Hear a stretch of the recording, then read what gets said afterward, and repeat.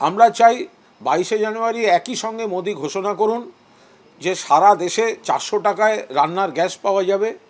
আমরা চাই মোদি ঘোষণা করুন 22শে জানুয়ারি তার নির্ধারিত উদ্বোধন স্থল থেকে সারা দেশে 50 টাকা লিটারে পেট্রোল পাওয়া যাবে, 30 টাকা লিটারে ডিজেল পাওয়া যাবে, 30 টাকা লিটারে কেরোসিন তেল পাওয়া যাবে।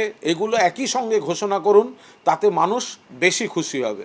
যে ধর্মেরই হোক, হিন্দু ধর্মের পালন করুন, মুসলিম ধর্মের পালন করুন, কিন্তু মানুষের রুটি কাপড়ার মাকান, মানুষের অন্দর সেই মানুষের মানুষের স্বার্থকে অগ্রাধিকার দিন, জনমুখী নীতি।